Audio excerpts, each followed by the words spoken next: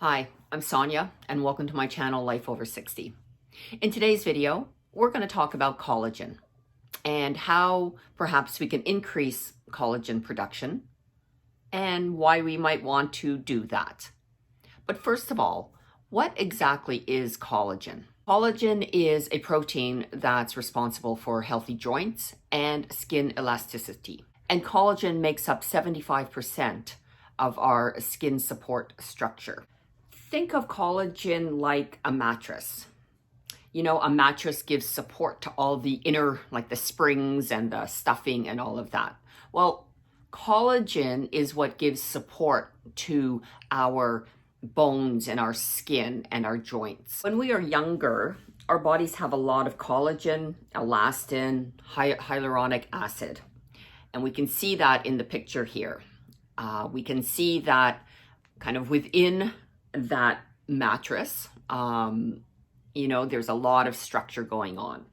But just like a mattress that gets older, the springs, think of that as the elastin, and the stuffing, think of that as the hyaluronic acid.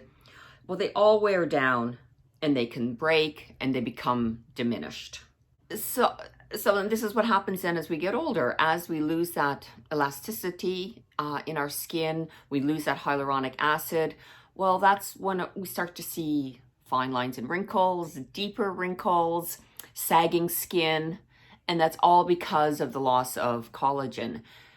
Now, collagen, we start to lose collagen at the rate of about 1%, when we're kind of in our early 30s. Then, us women are so fortunate to have all of these lovely things happen to us. We start, during the first 5 years of menopause, we're going to lose up to 30% of our collagen. So yeah, we start to see a lot more of the sagging skin. We start to see more of those fine lines. I only wish sometimes it was just those fine lines, because as you get older, start to see the deeper wrinkles happening as well. And it's not only our age that causes us to lose production. Or lose collagen production. It's environmental factors as well. The UV rays from the sun, the pollution. Also too, lifestyle, diet, whether or not you smoke. All of those things also have an effect on your collagen and whether or not you're going to be losing more or less of it. So, it kind of paints a little bit of a bleak picture, right? And you wonder, okay, are there things that you can do to minimize that loss of collagen, or perhaps even increase the production of collagen? And there are a number of things, and that's what I'm going to be focusing on.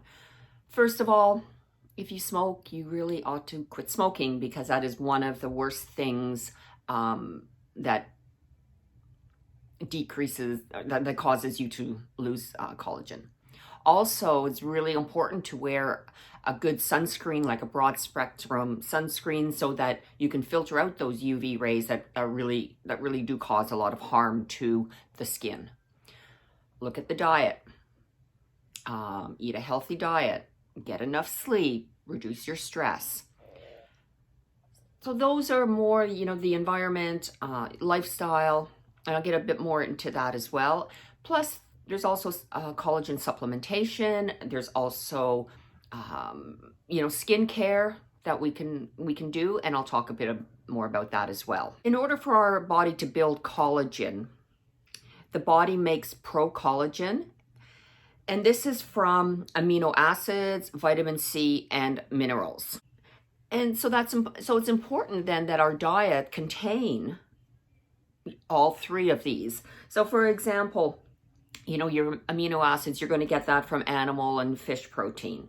Vitamin C, you can get that from citrus fruits, from berries, leafy greens, bell peppers, broccoli, cauliflower.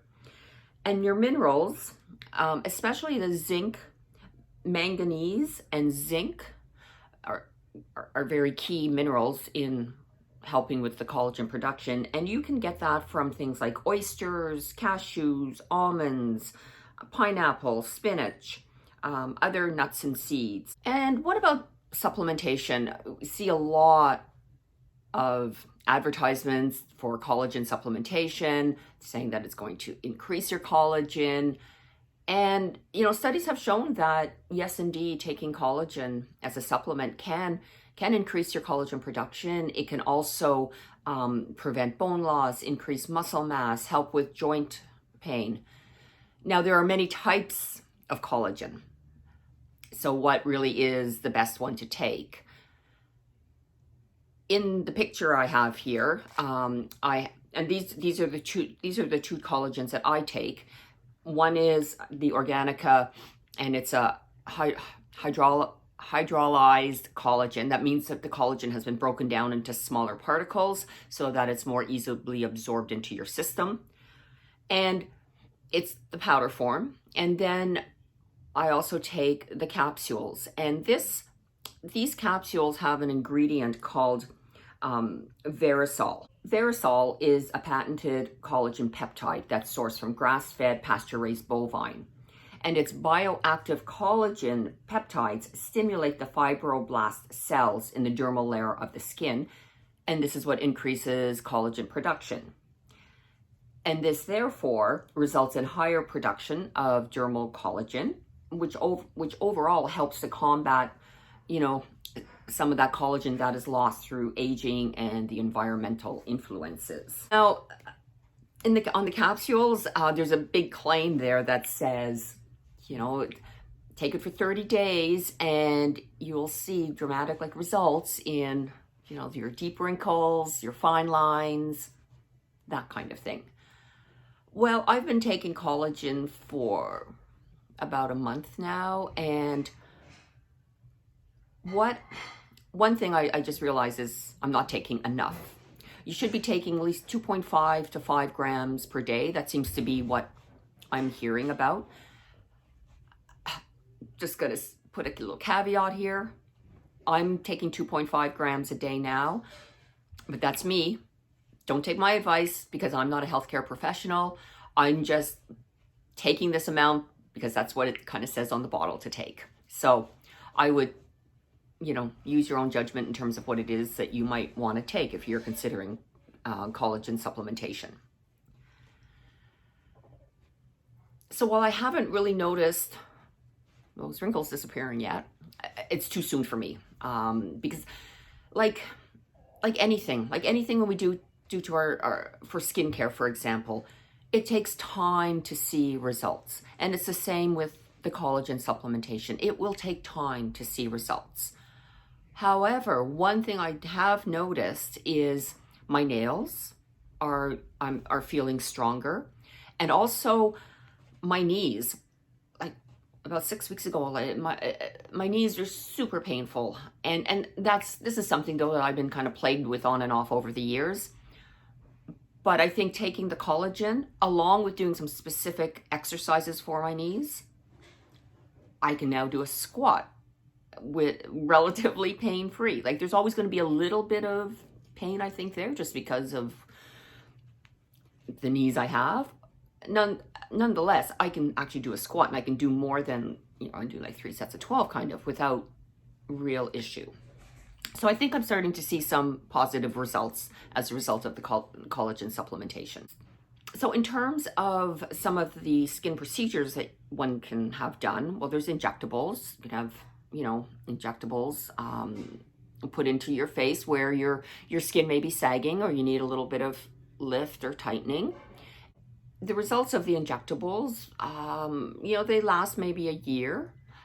So, and apparently the collagen production continues, but it can be a costly procedure. The several $100s for a syringe, depending on where you're getting it done.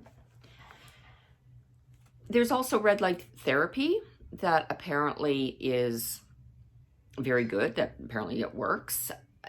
These devices, though, can cost upwards of $500, but it's a one-time investment and it's going to last for years. There's microneedling that you can do either in office or at home with a microneedling kit. While the one at home will not be as effective, it's certainly a lot more affordable. In-office procedures can cost, I don't know, upwards of several $100s, and it can cost more depending on how many sessions you might need, whereas a kit at home can cost, well under like $50. There are different devices. The one I'm showing here is a new face, and apparently it too can stimulate, the production of collagen. So there's a lot of different procedures, devices that one can do, and I think it's a very individual thing in terms of whether or not you want to go in office and have something injected, or have microneedling done, or laser work, or just buying a device and doing it at home. Then what about topical skincare products? Can they work? Can they actually do anything to help us with increasing our collagen production? And yes, they can. There's a number of things that have shown and been proven to show that they can increase collagen production. First and foremost, it's sunscreen. Wearing sunscreen will protect the skin barrier, and will protect the UV rays. And it's the UV rays that age our skin. So we want to have, as much protection on our skin as we can from the harmful rays of the sun. And there are peptides, and these are amino acids. Peptides are short chain amino acids that are small enough to permeate the skin.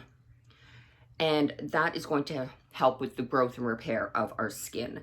And studies have shown that the peptides tell the skin that collagen production needs to increase. So when you're looking for a peptide, these are the ingredients that you should be looking for. These words are a bit of a mouthful. I'm not sure if I'm going to be able to pronounce them, but it's called palmitoyl pentapeptide, acetyl tetrapeptide 9, palmitoyl oligopeptide, and tripeptide 1. So essentially, look for ingredients that have the word peptide in them. And some of the ones that I'm showing here are from The Ordinary, which is a company that I buy a lot of my skincare products from, because they're very effective, and they're very, very inexpensive. So we have Matrixyl, there's the buffet and copper peptides, and argireline. These are just some of the peptides that I use, but there's lots out there, and you can just go and Google some of these ingredient names, and you'll find products that contain those ingredients. One of the best things that has been researched a lot that you put on topically is tretinoin. And tretinoin is a retinoid. It's a derivative of vitamin A, and it has been proven that it penetrates into your skin and does help with the increase of collagen. And it also helps, with fine lines and wrinkles in your skin. Now, tretinoin is something that you can only get by prescription, at least here in Canada. You get it through your dermatologist, and it, everybody's skin reacts differently. If you have super sensitive skin, you just start with a very small amount. Well, actually, everybody should start with a very, very small amount until your skin gets used to it, because if you use it too much, too soon, you can, you'll notice flaking of the skin. Your skin might get irritated. So it's always a good idea just to build that up slowly. And it's something that you put on at nighttime, because otherwise, if your skin gets irritated, and if you're out, like the sun could really make it even more irritating as well. We also have ingredients called CoQ10, which is an enzyme, and this is something too that can help increase, collagen production. Vitamin C, a really powerful antioxidant, as well as glycolic acid, and Centella astacia. I'm not sure if I'm pronouncing that right. But apparently, if you take kind of this trifecta of vitamin C, Centella asiatica, and glycolic acid. Research has been done that shows that the combination of these three taken together increases collagen production by 4 times. Like, that's phenomenal. So does that work? Well, I'll let you know. and because I just read about this study a couple of weeks ago, and I had vitamins. I always wear vitamin C, and I had glycolic acid, and I just then purchased the Centella asiatica. So I've incorporated that into my morning skin routine. So we'll see if that has an impact.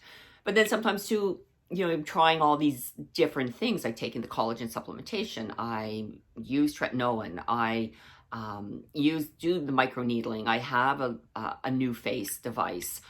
I you know, wear sunscreen. I don't smoke. I try to incorporate all of the, you know, the amino acids and the minerals and everything into my diet. So I'm doing a broad array of things. So it's going to be hard to tell if one thing over another is really beneficial, or is it just a whole combination, you know, will have an impact on, you know, this skin. Now, you might ask, what if I put collagen on my face? Like a collagen cream. Like, there's a lot of products out there that have collagen. And apparently, though, putting collagen on your face, while it might be a really great moisturizer, does not absorb into your skin. And that's because collagen is a molecule, and it's a large molecule. And there's a system of how you measure the size of molecules, and the collagen molecule, for example, is 3,000 Dalton. That's all I know. I don't really understand. I don't know all the science behind this, but they say that in order for a molecule to penetrate your skin, it's got to be less than 500 Dalton. So 3,500 is a big difference. So like I say, apparently collagen is a great moisturizer, but it's just not going to penetrate deep into your skin. There are some products that have broken down the size of the molecules so that they are less than the 500. And those ones then might get into your skin, penetrate a bit deeper. But I haven't seen a lot of those products, or I just don't know where to find them. But that is also an option. So here are my top, I guess, things to do if you want to increase collagen. They're not really in a particular order, because I think some things are, you know, there's maybe 3 or 4. They're like number 1, but nonetheless, these are the things that I think that are important if you want to increase your collagen. 1, use sunscreen every day, a broad spectrum of at least 30 SPF. Use tretinoin, or, you know, if you can't use tretinoin, then you can use something like a retinol or bakuchiol. They just take longer to work in your body. Use a trifecta powerhouse of vitamin C, Centella asiatica, and glycolic acid. Use peptides. Quit smoking. Eat a healthy diet that has, you know, the amino acids, it has the minerals, and everything else that you need. Avoid sugar and refined carbs. Take collagen. Take, you know, supplement with collagen, but make sure that you're taking like good collagen, and enough of it. And like with anything, give it time to work. Give it time to see if it makes a difference for you. And certainly too, like, it's never too young, I think, to start doing this, because as I mentioned at the beginning of the video, as we get into our 20s, we start losing 1% of our collagen every year.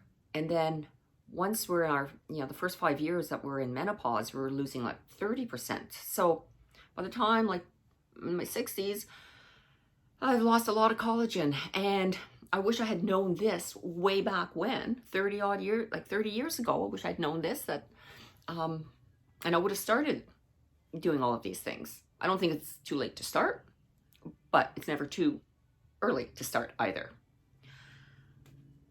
I hope you have found this video informative, and if there are any other videos that you would like me to do some research on, let me know in the comments. And one thing too, I have linked where I've done my research. I've linked the various either news articles or information off of Google or off YouTube. I've linked those in the description below as well. And I'd love it if you would give the video a thumbs up or subscribe if you'd like to be notified of when I post my videos. Enjoy the rest of your day, and I'll see you in the next video.